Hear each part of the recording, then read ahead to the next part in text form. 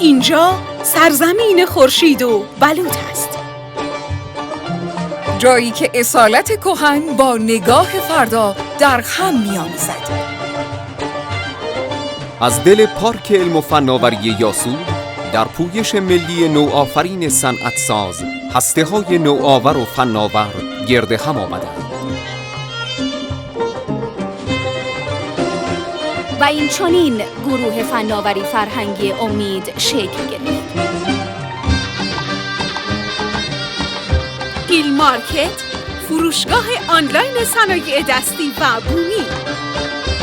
ایل مارکت فقط یک فروشگاه نیست. هر محصول قصه‌ای از تلاش و هنر یک تولید کننده بومی است.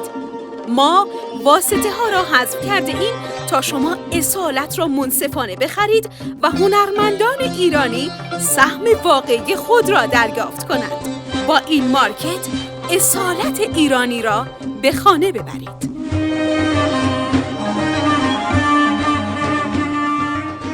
ایل نما، استودیوی انیمیشن سازی و تولید محتوا.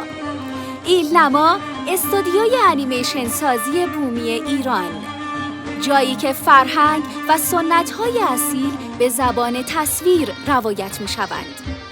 بیش از 20 مجموعه انیمیشن و 10 انیمیشن کوتاه و بلند حاصل تلاش تیمی است که فرهنگ ایران را با زبانی جهانی بازگو می‌کند.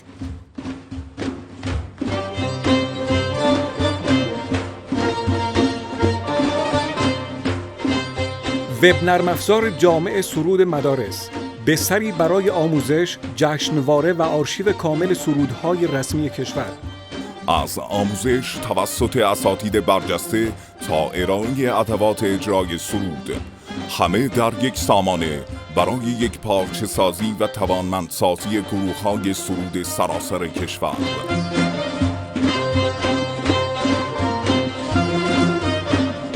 آکادمی مسعود، آموزش زبانهای خارجی. آکادمی مسعود پلتفرم تخصصی آموزش زبانهای خارجه. 20 استاد مجرب از ایران و آلمان زبان را در بستر فرهنگی آن آموزش می‌دهند. با دوره‌های ویژه مهاجرت، مصاحبه‌های کاری و سفارت. یادگیری فقط لغت نیست، آمادگی برای زندگی واقعی است. کافه‌سار، پلتفرم کافه گردی و برندینگ کافه ها. کافه‌سار، راهنمای دنج‌ترین لحظه های تو.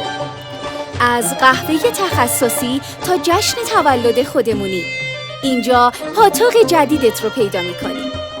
ما فقط یک پلتفرم معرفی نیستیم، شریک دیجیتال کافه‌دارها هستیم، از عکاسی حرفه‌ای تا تبلیغات هدفمند.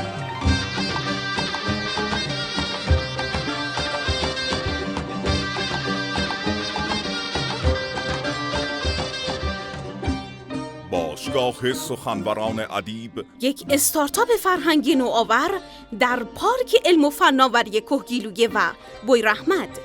ما با مأموریت شناسایی و پرورش استعدادهای درخشان سخنوری در حوزه‌های آموزش، پژوهش و رسانه فعالیت می‌کنیم. ما باور داریم که کلام سپهری است که در آن اندیشه به پرواز در می آید و این مأوا کانون پرورش گوهرهای ناطق این سرزمین است.